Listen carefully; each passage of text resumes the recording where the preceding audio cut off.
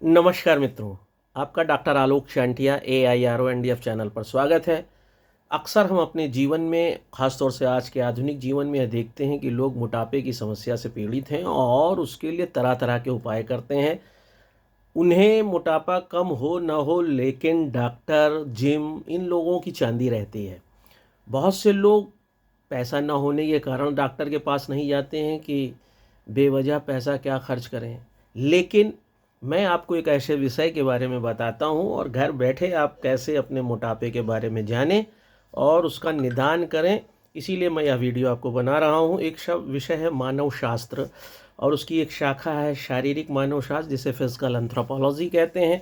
और उसके शोधार्थी या विद्यार्थी अक्सर एक शब्द का प्रयोग करते हैं जिसे आप कहते हैं body mass index. Body mass index जो होता है वो व्यक्ति के वेट और उसकी हाइट का एक अनुपात होता है। यदि आप अपने घर बैठे पहले स्वयं यह जान लें, किसी डॉक्टर के पास जाकर आप क्यों जानना चाहते हैं कि आप मोटे हैं कि नहीं हैं, मोटे हैं तो कितने हैं। इसके लिए आपको कुछ भी नहीं करना है।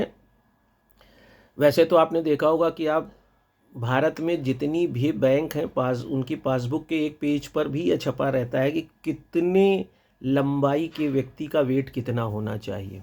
और उसका सबसे सरल सा उपाय मैं आपको बता देता हूँ। मान लीजिए आपकी हाइट है 165 सेंटीमीटर, तो उसमें से 100 माइनस कर दीजिए, आपका 65 किलो वेट होना चाहिए। आदर्श स्थिति है। अगर आप 172 सेंटीमीटर आपकी हाइट है तो 100 कम कर दीजिए, आपकी 72 किलो आपका वेट होना चाहिए। ये तो एक सिंपल सी बात हमने बताई।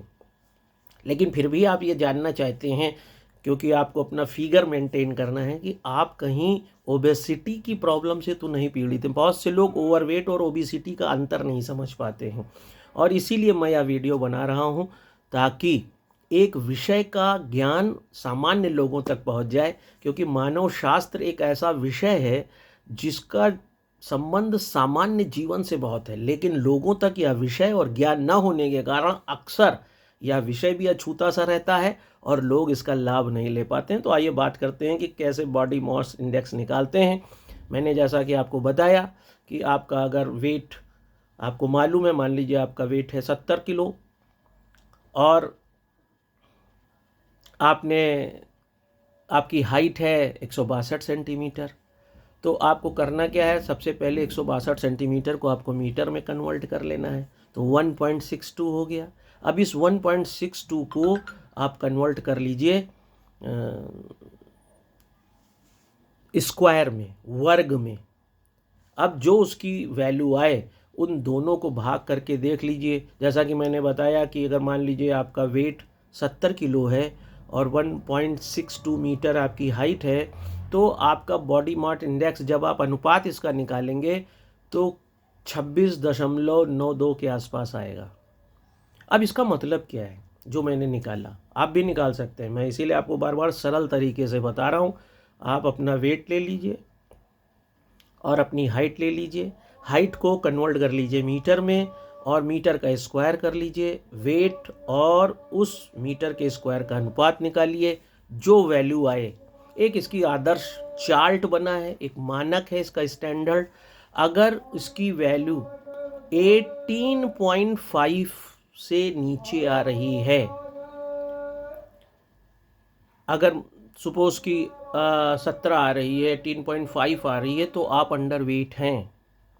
आपको जितना शरीर के अनुपात में हाइट के हिसाब से होना चाहिए वो नहीं है। तो एक तो आप जानेंगे कि आप अंडर वेट हैं कि नहीं हैं। लेकिन अगर इसी अनुपात की वैल्यू 18.5 से 24.9 तक आ रही है, तो आप अपने शरीर के हाइट के अनुपात में है। You are a healthy and handsome person, you are healthy and a beautiful lady. So that is why you should not take any medicine or any measure to evaluate your weight or obesity। लेकिन ये obesity नहीं है।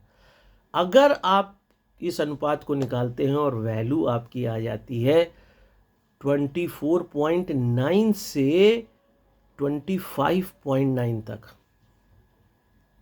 मतलब 24.9 से 25.9 तक अगर value आपकी आती है वेट और आपके हाइट के अनुपात की, तो आप ओवरवेट हैं, ओबेसिटी आपको नहीं है, आप ओवरवेट हैं। और अगर वैल्यू 15.9 से ऊपर आ रही है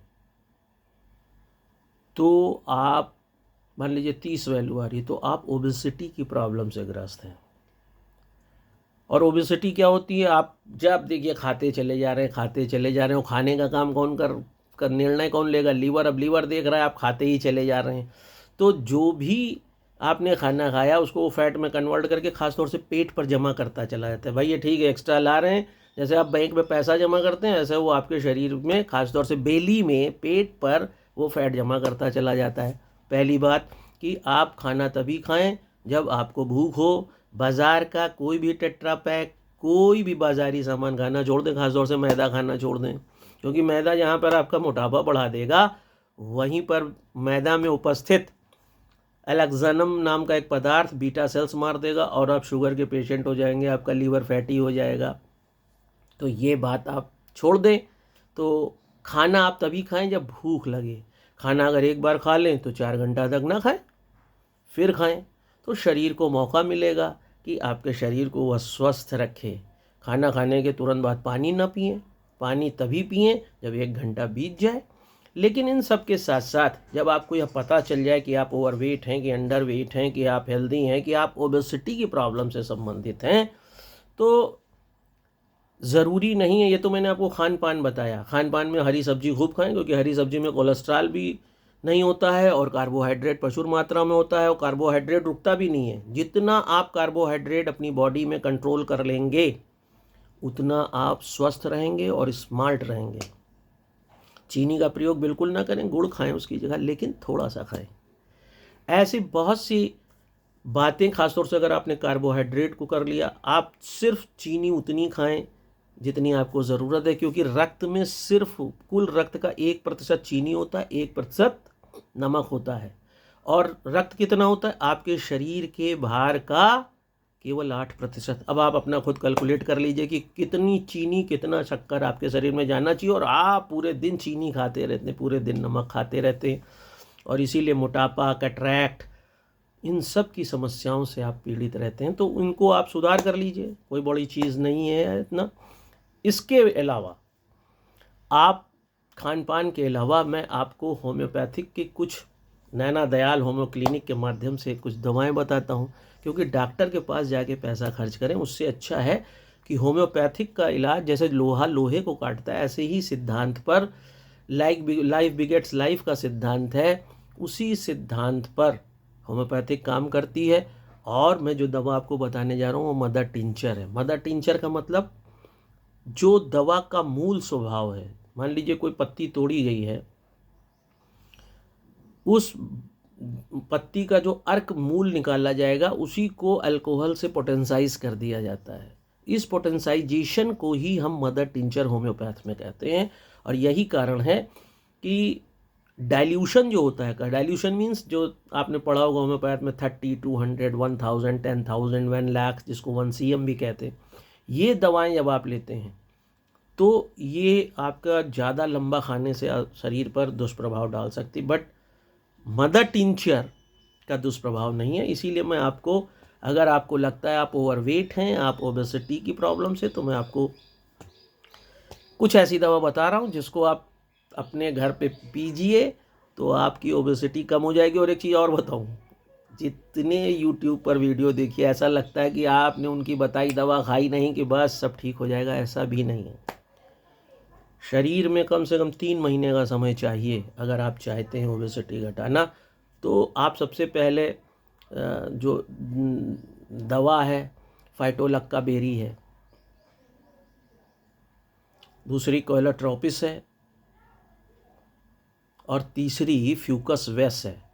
इन तीनों का मदर टिंचर लीजिए। 30 ml में मदर टिंचर लेंगे तो आपको कॉस्टली पड़ेगा, आप 100 ml का मदर टिंचर लें, इन तीनों को रख लें और इन तीनों की 10-10 बूंद गुनगुने पानी में आधे कप मिलाएं और सुबह दोपहर शाम पिएं, लेकिन 3 महीना पिएं। आप देखेंगे आपका जितना फैट होगा सब गल जाएगा, आप स्लिम हो जाएंगे। लेकिन उसके साथ कार्बोहाइड्रेट मत लें, खाने को नियंत्रित करें। दवा ही हर चीज़ का इलाज होती तो अस्पताल में भर्ती होने वाला हर आदमी ज़िंदा वापस आता। इसके मतलब हमारे अनुशासन से भी हम जीवित रहते हैं और स्वस्थ रहते हैं।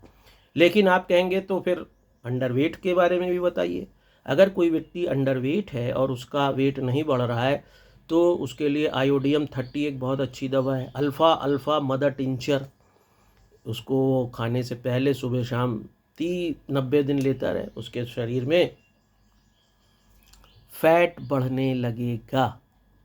तो ये मैंने बात आपको सिर्फ इसलिए बताई क्योंकि मुझे ऐसा लगा कि बहुत से लोग डॉक्टर के पास जाते हैं, अपना पैसा बर्बाद करते हैं। बर्बाद इसलिए कह रहा हूँ क्योंकि वो दवा खिलाते रहते हैं।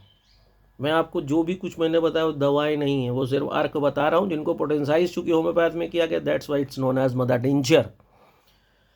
आप भी अपने घर पे मदर टिंचर बना सकते हैं, कोई बड़ी कठिन बात नहीं है, लेकिन वो किसी और वीडियो में बताऊंगा how to make mother tincture.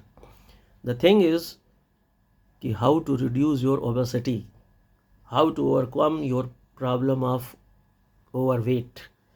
तो इसलिए मैंने आपको यह वीडियो बनाया है जहां आपको मैंने होम्योपैथ के वो 3 mother tincture, phytolacca berry mother tincture.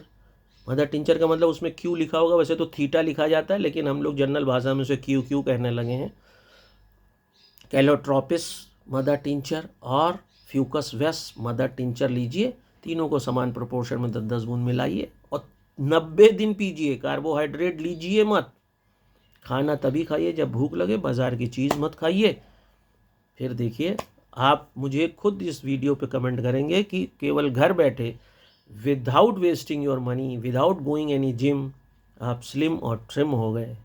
अगर आपको यह वीडियो अच्छा लगे और लगे बॉडी मास इंडेक्स से आप घर बैठे जान सकते हैं कि आप मोटे हैं या नहीं हैं और इस दवा से आपको वास्तव में फ़ायदा हो सकता है, तो मुझे कमेंट ज़रूर करें और इस वीडियो को दूर तक ले जाएं, क्योंकि ज्ञान का प्रसार ज़रूर होना चाहिए, सही बातों का ज्ञान ज़रूर होना चाहिए।